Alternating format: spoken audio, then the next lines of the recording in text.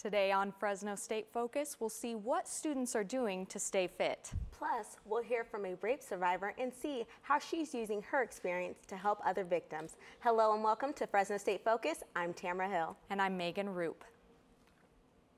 From diets to yoga, people all over the country are trying anything to stay healthy. Reporter Brian Felix tells us what students are doing on and off campus to stay fit and in shape.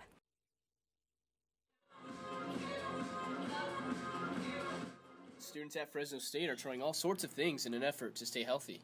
With obesity at its all-time highest in the country, students are testing out new diets and fitness trends just to stay fit. Luckily for students at Fresno State, the Rec Center has tons of opportunities to help get the body moving. The Rec Center first opened its doors in February of 2006. An average of 1,000 students go to the Rec Center on any given day. So it's no surprise that almost 2 million students have gone to the Rec Center since its opening. The Rec Center has fitness equipment and group fitness classes, such as Zumba, Body Pump, and Body Flow. So Body Flow is a mixture of yoga, Tai Chi, and Pilates. So we completely work out every muscle in your body. So you kind of get that a little aggressive adrenaline running, and you gotta fight it out as you work out. But the Rec Center doesn't have everything a student needs to stay fit. Students also need to have the drive to want to get in shape.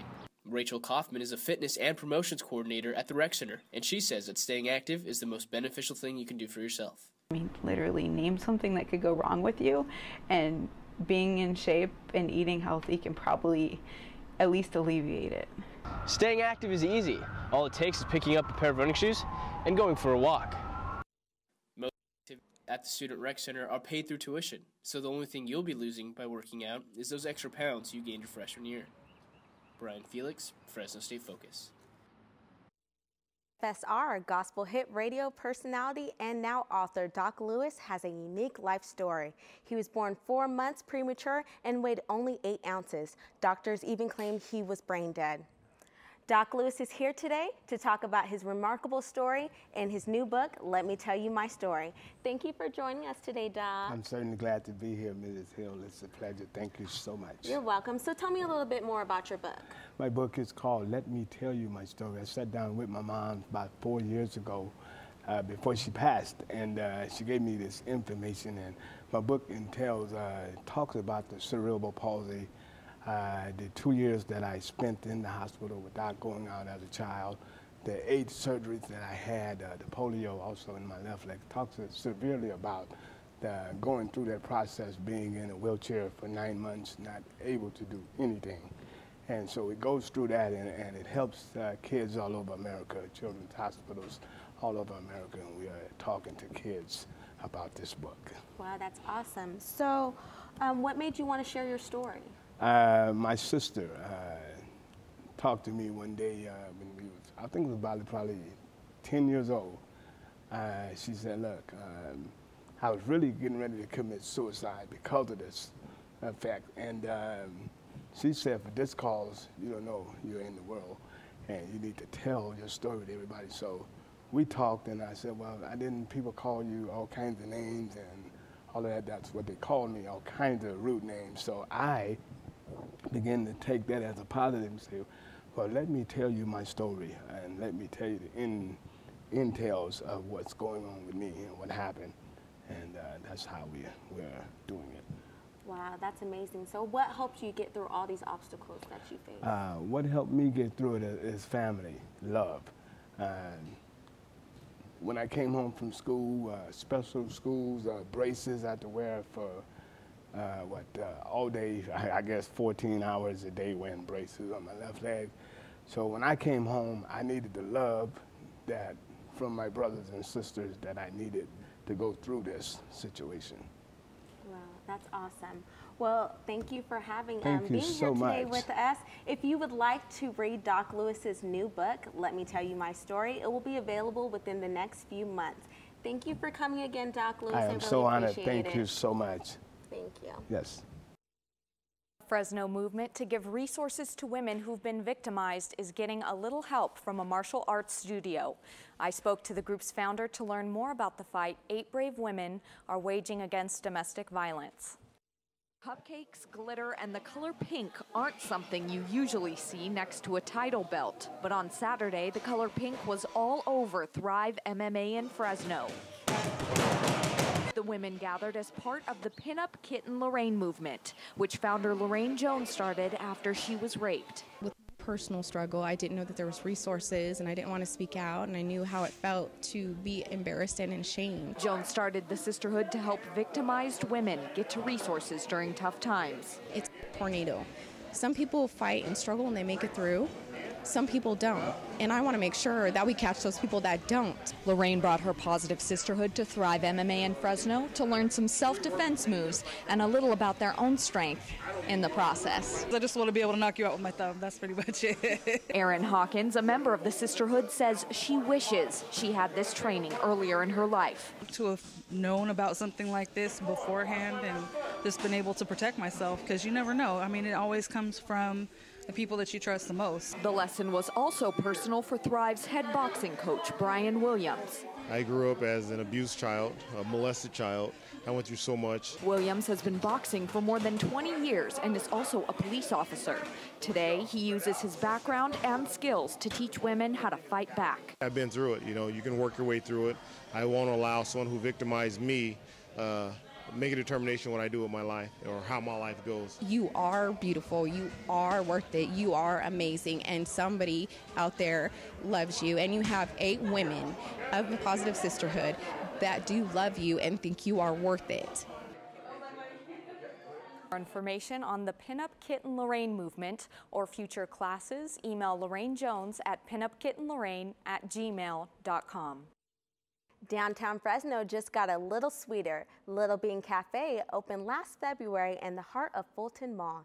Guillermo Moreno, his wife and mother, own the new coffee shop. He chose downtown because he believed in a strong urban environment. Along with coffee, the cafe also offers sweet, savory crepes. Moreno says the crepes' European style is unique to the Central Valley.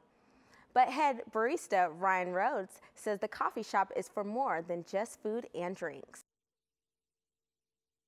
A place for people to find a haven, to just enjoy coffee and build community. That even though his shop is still new, it will be a success for Fulton Mall. And the cafe is open for business, coffee, crepes, and friendly friends every weekday. Coming up on Fresno State Focus, we'll hear about the scientific discovery that could tell us more about the beginnings of our universe. Plus, we'll see the technology has changed the history of books. All that when we come back.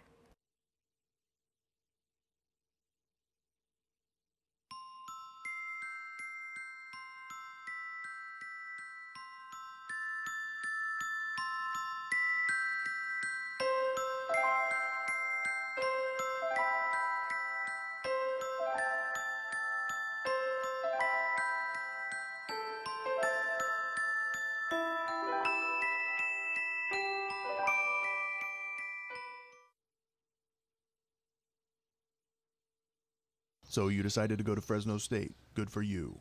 But you were too insecure to show Fresno State pride? That's a problem. Because you never bothered to show pride in your school, you are shunned by other students. Professors can smell the stench of impending failure on you and take no pity. Even the mass communication students agree you have no future. But all of this could have been avoided if you simply showed your pride for Fresno State. I am Fresno State. Fresno State pride. Show it or face the consequences.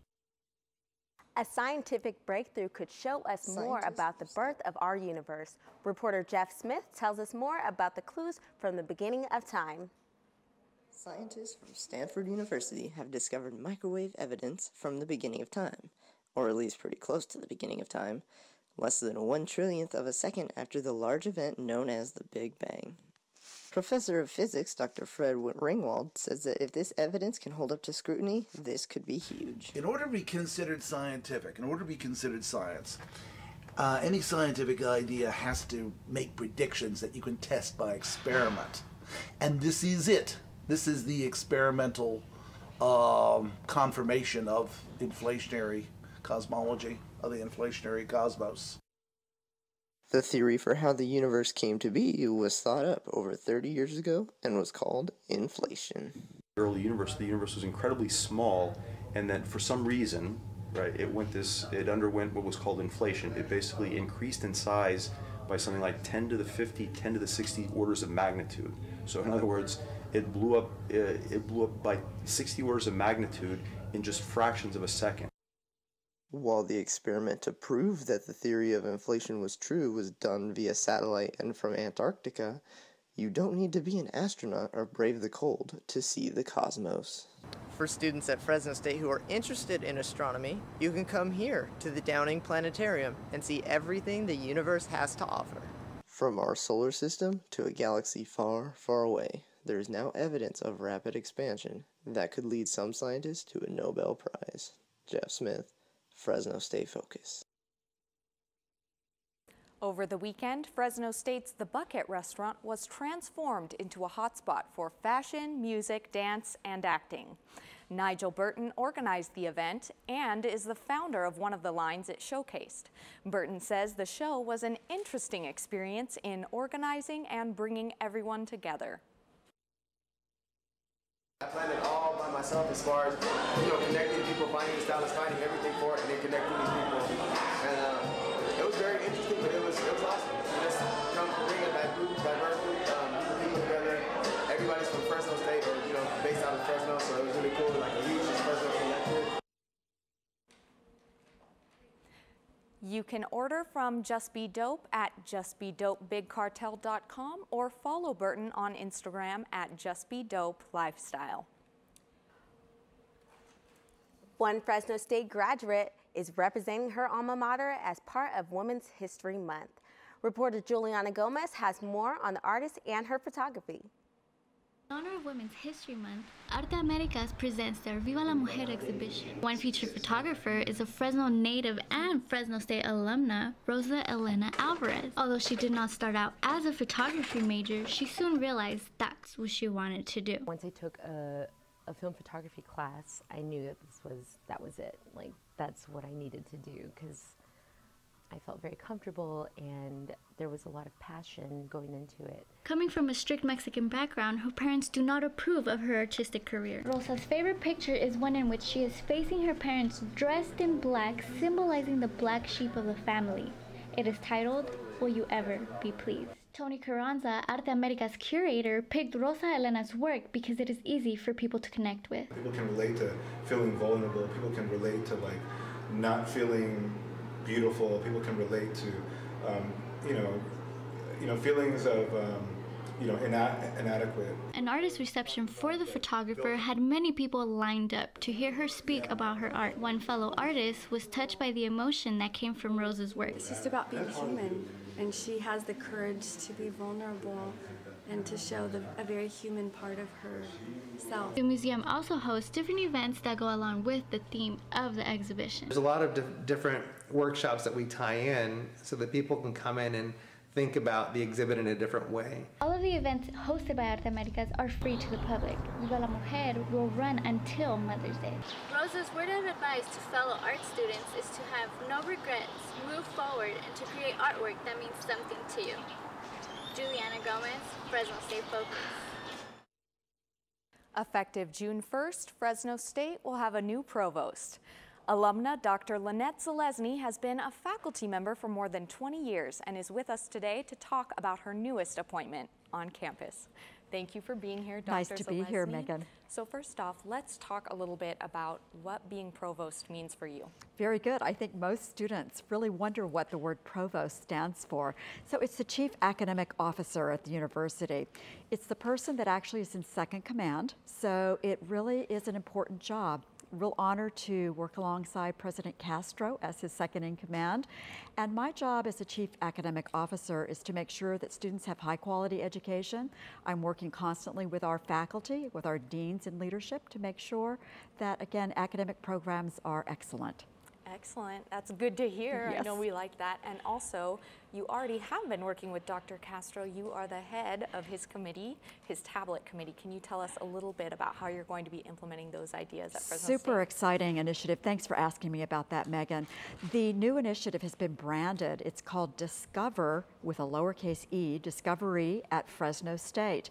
And this is an exciting program. Our inaugural faculty is 40 faculty members from throughout the different colleges. We are training for redesigned classrooms. Those classrooms will be reimagined using tablets, and students will actually be, let's talk about mass communications and journalism, be filming, uploading their interviews, and editing those interviews using tablets. And we expect that about 1,200 students will have opportunities for tablet learning next fall. And again, very exciting initiative. We're scaling up, and as you know, President Castro is very much into technology. So super, super important initiative for us. It's very important, and also you're in charge of another massive grant, a multi-million-dollar grant to help certain students at Fresno State. Can you tell me a little bit about that grant and how you're in charge of that? Absolutely, the Title V grant, and that grant is specifically for our underrepresented students that we're trying to close the achievement gap. So we know that we're working on graduation rates here at Fresno State for all, but one of the things that's very important is that all of our students are graduating on time. So we're working hard on making sure that those students have special opportunities to stay engaged in the classroom. We retain those students so they're doing excellently. We coach them to go into redesigned classrooms, much like the tablet classroom, and we're finding that we're being very successful.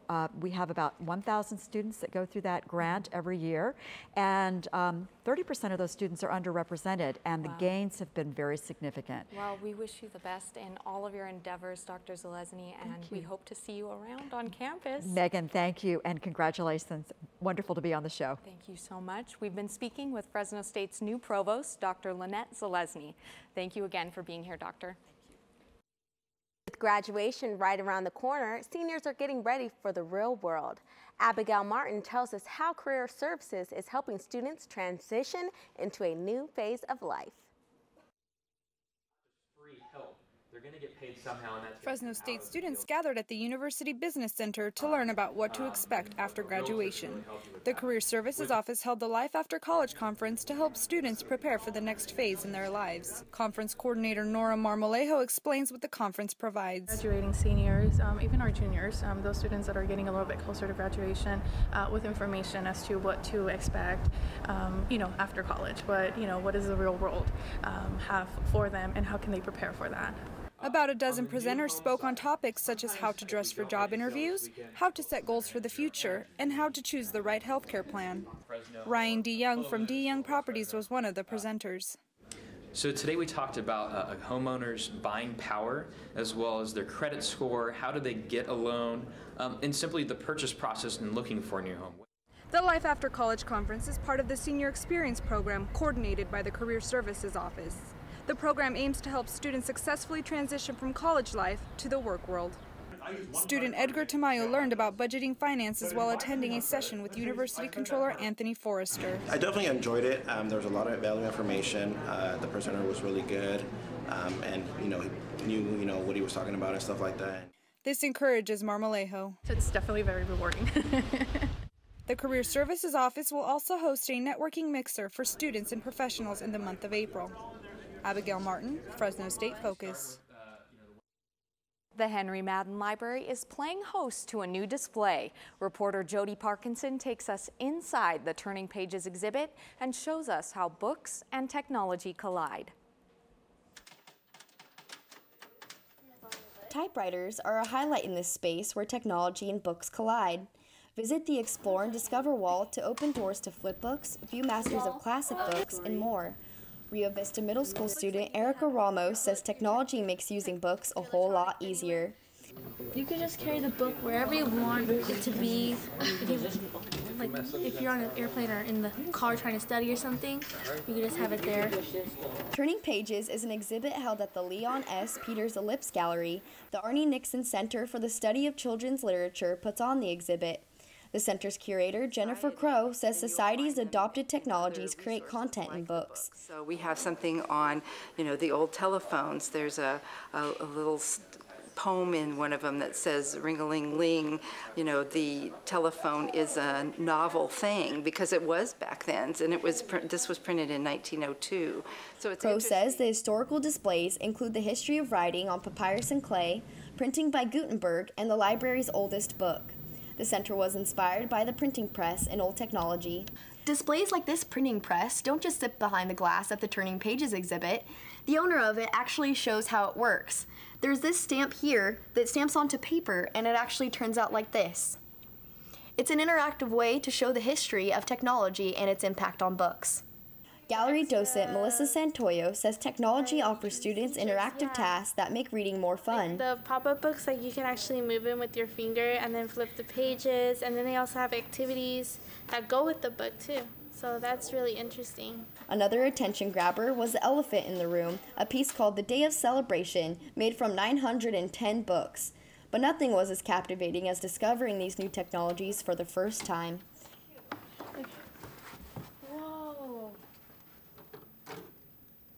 Turning Pages will continue in the gallery until May 30th. I'm Jody Parkinson, Fresno State Focus. Sports. Could the Fresno State Bulldogs be on their way to a legendary season? We'll find out. Plus, we'll hear Derek Carr's take on Pro Day and see how well our dogs performed. Sports with Mike Sanchez is coming up.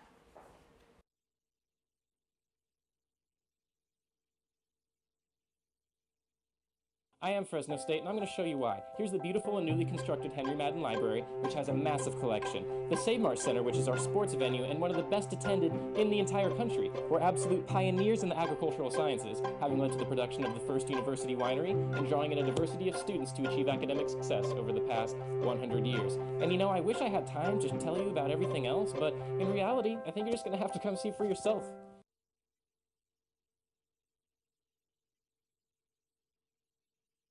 I am, and always will be.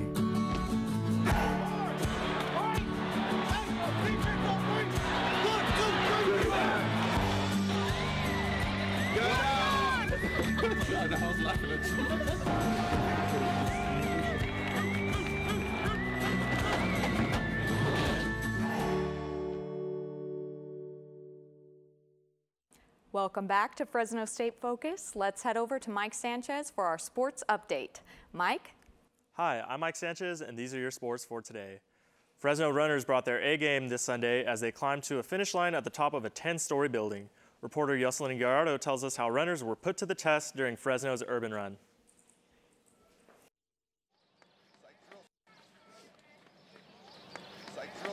Over 400 runners participated in Fresno's first ever urban run on Sunday morning. This race, put on by California Classic Events, challenges participants to race through a course laid out right in the middle of downtown. Assistant Director Nancy Talley says they weren't expecting many people to sign up, since it is the first of its kind in Fresno. People heard about it and they thought it sounded like it was going to be fun. So we ended up actually with more people than we thought we would have. Starting at Chakchansi Park, runners made their way up and down Grizzly Stadium stairs, followed by a run up and down a 6-story circular garage. A 1-mile run to the final challenge, climbing 220 steps to the top of the Grand, a 10-story building. At the end of their last obstacles, runners arrived at the finish line here at the Grand. Were they able to use the elevator? Runner Shannon Walker isn't new to races, but was up for the challenge. The most difficult part was the Grand Hotel, the 10 flights that were really steep. To train, we've just been working out, and I've been running half marathons. Participants were encouraged to join as individuals, a group of 3, law enforcement, firefighters, active military, or open division. Fresno's Fire Department Battalion Chief Jonathan Chu says he enjoyed seeing a course similar to how firefighters train. I think it'd be awesome if they maybe threw in a couple more buildings, you know, made it a longer course and separate thin the herd a little bit. Funds from the race will be donated to the Fresno Fire Department and the Downtown Fresno Partnership. Yoselin Gallardo, Fresno State Focus. Last week, Fresno State's trap and ski team traveled to Texas for a tournament. We have team president Nathan Chang once again joining Fresno State Focus. How have you been, Nate? How you doing? Long time no see. So first things first, went all the way to Texas for another tournament is where we last left off. How did the team do? We actually did very well. You know, we were competing in the national tournament. There was over 75 different schools and universities in attendance with over 600 shooters. And we had several members do very well and several members just do average. But it was an overall amazing experience. Just to be the first team ever from California to compete was an honor for us. That's awesome. So traveling all the way to Texas, did the different location have any effect on your team's performance? Not really. You know, we actually drove to Texas. It took us 2 days to get through there. We left at 6 a.m. on Wednesday morning, and we actually made it to Las Cruces, New Mexico, where we spent the night before leaving again at 6 a.m. to make it to San Antonio, Texas on Thursday afternoon. Wow, that's crazy. You guys drove all the way over there. So how different was this from the previous tournament? This tournament was much bigger. You know, the previous tournament in Arizona, they only had 15 teams competing, whereas here we had over 75 different schools competing in every discipline, from trap and skeet to sporting clays and 5-stand. So this was a much larger scale with a lot more money and a lot more potential to do big things. Okay, that's awesome. So we were speaking with trap and skeet team president Nathan Chang. Thank you once again for stopping by. Thanks, Mikey. The Fresno State Bulldogs are still alive in the CBI tournament. Last Wednesday, the Bulldogs coasted through a 71-64 win over Old Dominion at the Save-Mart Center to advance to the next round. On Monday, the Dogs dropped the first of a 3-game series over Siena. The 2 games were the first home men's basketball playoff games at the Save-Mart Center. The next game is this afternoon at Siena and will determine whether or not the Bulldogs' postseason continues. Whatever happens, it looks like Bulldog basketball has emerged as a contender. 23 teams recently came to Bulldog Stadium. Jillian Bertolucci has more on Fresno State's Pro Day.